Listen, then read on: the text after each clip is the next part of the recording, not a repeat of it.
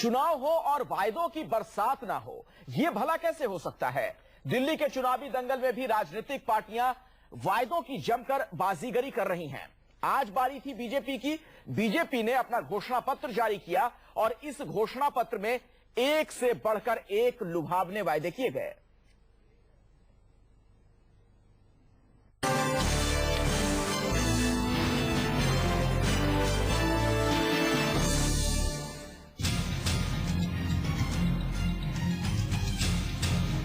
वादा नंबर 1, इसमें बिजली के ऊपर सबसे ज्यादा हमने फोकस किया कि हम सत्ता के अंदर आएंगे तो बिजली के दाम 30% कम करेंगे। वादा नंबर 2, इन माइग्रेंट्स के वेलफेयर के लिए एक माइग्रेंट्स कमीशन ऐसे हम लोग स्थापित करेंगे ताकि हम उनकी जो समस्याएं हैं उनका गहराई से अध्ययन कर सकें। वादा नंबर 3, जो मुस्लिम वर्ग के लोग हैं और उसमें भी विशेषकर महिलाएं हैं, उनके बच्चे हैं, उनका जो अभी शिक्षा का स्तर है उसके लिए बहुत कुछ करने की आवश्यकता है और उसको बेहतर करने के लिए मदरसा बोर्ड की स्थापना वगैरह और भी जो इसके लिए प्रकल्प हमें आगे बढ़ाने हैं उनको हम लोग बढ़ाने की कोशिश करेंगे।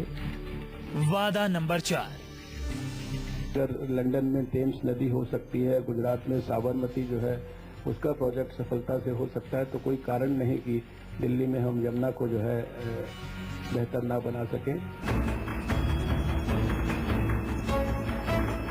लीजिए, कांग्रेस और आम आदमी पार्टी के बाद अब दिल्ली बीजेपी ने भी जनता के लिए लोक लुभावने वायदों का पिटारा खोल दिया है। दिल्ली में आज बीजेपी का घोषणा पत्र जारी करने के लिए नेताओं की पूरी फौज जुटी थी। मंच पर सुषमा स्वराज, विजय कुमार मल्होत्रा, अरुण जेटली जैसे दिग्गज के साथ विजय गोयल, विजेंद्र गुप्ता और डॉक्टर हर्षवर्धन भी थे। बीजेपी के चुनावी वायदों के इस पिटारे में दिल्ली के सभी वर्गों को पटाने की कोशिश की गई है। मुस्लिम वोटरों को लुभाने के लिए मदरसे का गठन, मध्य वर्ग को रिझाने के लिए बिजली की कीमत में कटौती, माइग्रेंट्स के लिए माइग्रेंट्स कमीशन का गठन। इन माइग्रेंट्स के वेलफेयर के लिए एक माइग्रेंट्स कमीशन ऐसे हम लोग स्थापित करेंगे ताकि हम उनकी जो समस्याएं हैं उनका गहराई से अध्ययन कर सकें। 15 सालों से दिल्ली की सत्ता से दूर बीजेपी ने इन तमाम वायदों के साथ यमुना की सफाई पर भी खास जोर दिया है। लेकिन दिल्ली की जनता जानती है कि वो चाहे कांग्रेस की सरकार हो या बीजेपी की, यमुना की सफाई के लिए वायदे सबने किए, लेकिन यमुना आज भी मैली की मैली है। हम आपको बता दें कि यमुना की सफाई के लिए 1993 में यमुना एक्शन प्लान का गठन हुआ था। यमुना की सफाई के लिए अब तक 3,900 करोड़ रुपए फूंके जा चुके हैं, लेकिन नतीजे जस के तस हैं। और बीजेपी भले ही मैली यमुना के लिए कांग्रेस को कोसती आई हो, पर जब दिल्ली की सत्ता बीजेपी के हाथ में थी तब भी पार्टी ने यमुना की सफाई के लिए कुछ नहीं किया। और अब इस चुनावी मौसम में बीजेपी यमुना की सफाई का बीड़ा उठा रही है। वैसे बीजेपी के प्रचारे में वायदों की कोई कमी नहीं। दिल्ली को पूर्ण राज्य का दर्जा दिलाना, 30 दिनों में सब्जियों के दाम नियंत्रण में करना, साल में सब्सिडी के तहत 12 गैस सिलेंडर देना, सभी जिलों में ट्रॉमा सेंटर, मोबाइल अस्पताल, मेट्रो लाइन में नए कोच बढ़ाना, नरेला, बिजवासन और नजफगढ़ में IT जोन की स्थापना, छात्रों के लिए रियायती दरों पर स्मार्ट कार्ड। तो ये है बीजेपी के वो चुनावी वायदे जिसमें बीजेपी ने जनता को सब्जबाग दिखाकर फिर से रिझाने की कोशिश की है। अब देखना है कि दिल्ली की जनता 8 दिसंबर को क्या फैसला सुनाती है।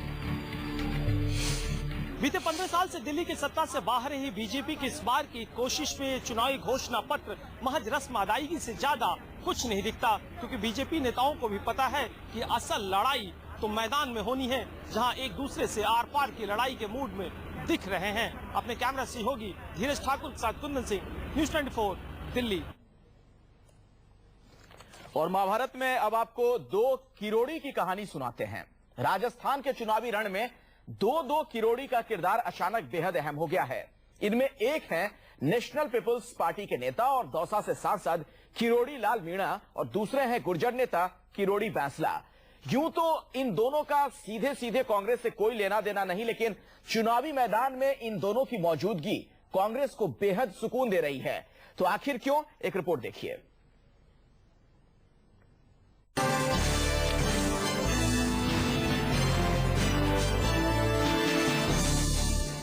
किताब वाला बटन दबाना, मेरे हर संघ को जिताना, आपके चेहरे पर खुशहाली लाने की जिम्मेदारी मेरी है। तो लंका में आग लगाना, एक नागनाथ गहलोत और एक सांपनाथ वसुंधरा, दोनों की लंका में आग लगाने का। एक तीर से दो निशाना साधते सधे हुए सियासतदान के लफ्जों पर मच जाई।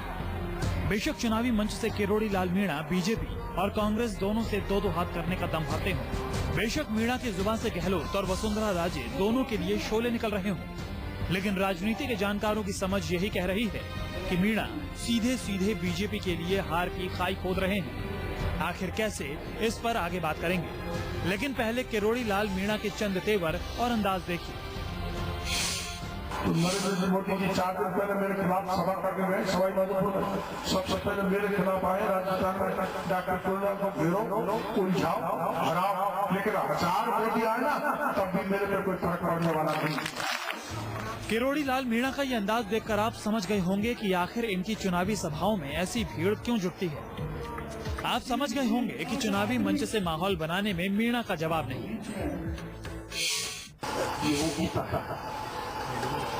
शस्त्र हारा था, शासन जीता।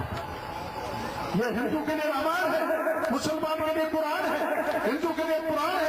इसलिए जिस दिन 1 तारीख को वोट पड़े, इस ग्रंथ को अपनी छाती के लगाने में जाना, किताब वाला बटन दबाना, मेरे हर संघ को जिताना, आपके चेहरे पर खुशहाली लाने की जिम्मेदारी मेरी। अब जरा ये भी देखिए कि कितने सलीके से किरोड़ी लाल मीणा प्रचार के दौरान हेलीकॉप्टर के इस्तेमाल और अपने चुनावी खर्च को दलीलों के लिहाफ में लपेटने की कोशिश कर रहे हैं। मैंने 5,252 बच्चों ने मेरे को मेरे जन्म दिवस पर रक्तदान किया था, 10,000 रुपए दिया था, 5 करोड़ रुपए इकट्ठा हो गया। 5 साल तक वसुंधरा और अशोक गहलोत की छाती पर इस हेलीकॉप्टर से दार दलता रहूंगा। एक पाई का हिसाब ले लो। मेरे हेलीकॉप्टर में काला धन नहीं है, भ्रष्टाचार का पैसा नहीं है, जांच करा लो। किरोड़ी लाल मीणा से ये पूछा जाना चाहिए कि आखिर हेलीकॉप्टर से चुनाव प्रचार पर होने वाले खर्च के लिए पैसे का असली स्रोत वही है जैसा कि वो बता रहे हैं। सवाल कुछ और भी है, लेकिन राजस्थान की सियासत में इस वक्त बड़ा सवाल ये है कि किरोड़ी लाल मीणा के चुनाव मैदान में उतरने का असली मकसद क्या है। दौसा से निर्दलीय जीते किरोड़ी लाल मीणा की राजनीति बड़ी उलझी रही है। 2008 तक मीणा के बीजेपी और वसुंधरा राजे से अच्छे रिश्ते रहे। किरोड़ी लाल मीणा वसुंधरा सरकार में 5 साल तक मंत्री भी रहे।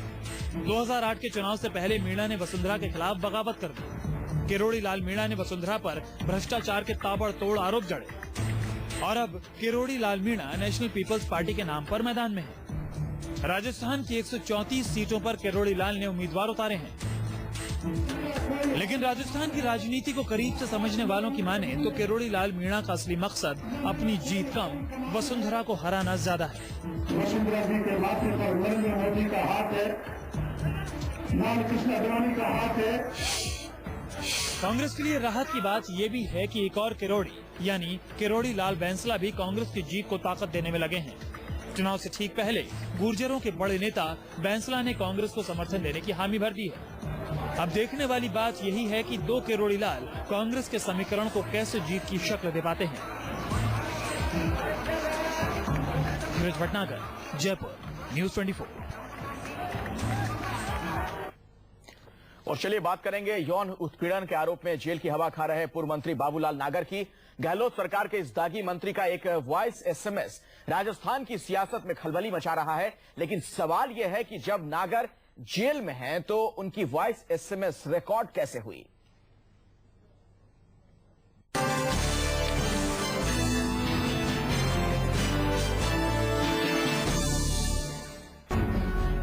मेरे परिवार पर आपका आशीर्वाद, आपकी भावना को ध्यान में रखते हुए कांग्रेस पार्टी ने मेरे भाई अजय लाल नागर को दूसरे कैप्टन घोषित किया है। मेरे इस संकट के समय आप अपना मत एवं समर्थन हाथ के निशान के सामने वाला बटन दबाकर भारी तादाद में विजय बनाने में अपना सहयोग देकर मुझे व्यक्तिगत मदद करने का श्रम करें। धन्यवाद।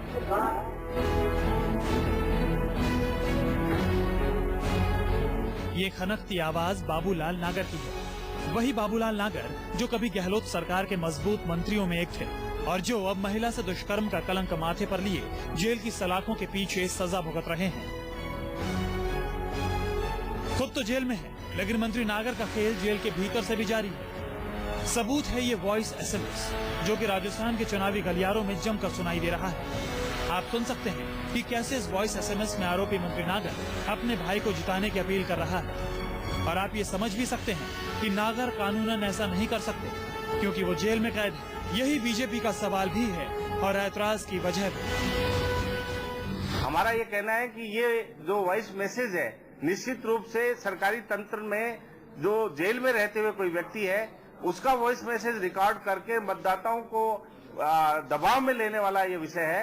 ये एक अपराध भी है और ये अशोक गहलोत ने अपने दोस्त होने के नाते उन्होंने कोई परमिशन दिलाई है तो इसकी जांच निर्वाचन आयोग करे, ऐसी शिकायत हमने निर्वाचन आयोग को की है।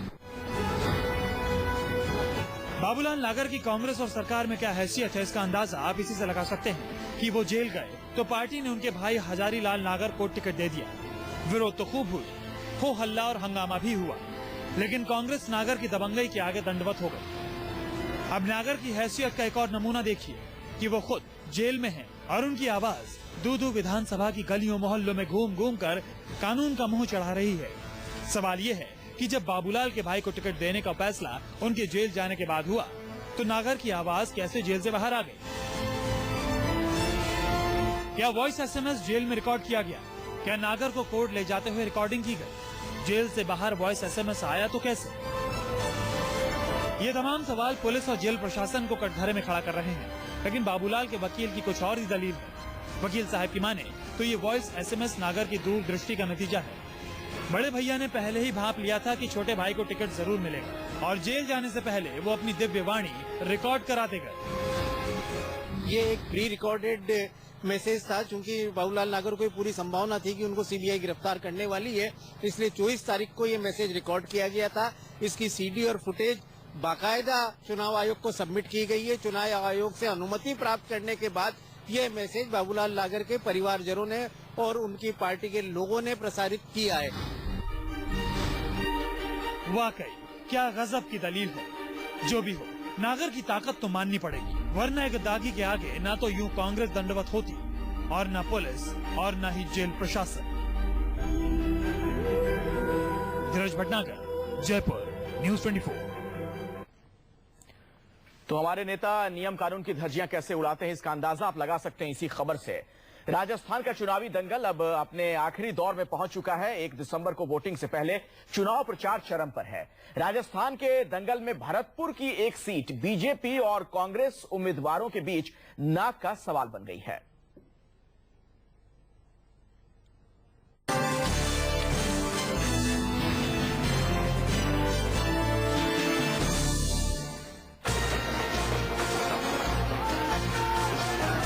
एक दिसंबर को वोटिंग से पहले राजस्थान का चुनावी दंगल शबाब पर है। कांग्रेस की सत्ता बचाने और बीजेपी की सत्ता पर काबिज होने की जंग के बीच भरतपुर राजघराने के 2 दिग्गजों में दिलचस्प मुकाबला देखा जा रहा है। भरतपुर की कुम्हेरडीह सीट पर एक तरफ जहां बीजेपी के विधायक और पूर्व मंत्री डॉक्टर दिगंबर सिंह हैं, तो उनके सामने कांग्रेस उम्मीदवार के तौर पर भरतपुर रियासत के वारिस विश्वेंद्र सिंह हैं। साल 2008 के चुनाव में भी भरतपुर रियासत के ये 2 दिग्गज आमने सामने थे। तब विश्वेंद्र सिंह को मुंह की खानी पड़ी थी, लेकिन इस बार वो मौका गंवाने के मूड में नहीं। और मेरे ईमानदारी की बात है, यहाँ लोग बैठे जो कल मेरे साथ थे, देखा जो कल मुझे मिला। 2008 से पहले विश्वेंद्र भरतपुर से बीजेपी के सांसद थे, लेकिन सीट रिजर्व होने के बाद विश्वेंद्र विधानसभा चुनाव लड़ना चाहते थे। पर जब टिकट की बात आई तो इनका टिकट काट दिया गया। कहा गया कि वसुंधरा राजे से मनमुटाव की वजह से टिकट काटा गया। इससे नाराज होकर विश्वेंद्र ने पाला बदल लिया।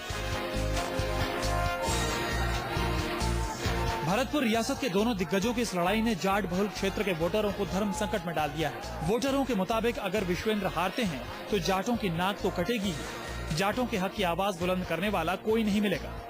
लेकिन विकास को देखते हुए वोटर दिगंबर सिंह को जिताना चाहते हैं। भरतपुर की रियासत की इस जंग में जीत किसकी होगी ये तो 8 दिसंबर को साफ होगा। लेकिन इससे पहले इलाके के वोटर्स को 1 दिसंबर को वोटिंग के दिन अग्नि परीक्षा देनी होगी कि वो किसे चुनते हैं, दिगंबर सिंह को या विश्वेंद्र सिंह को।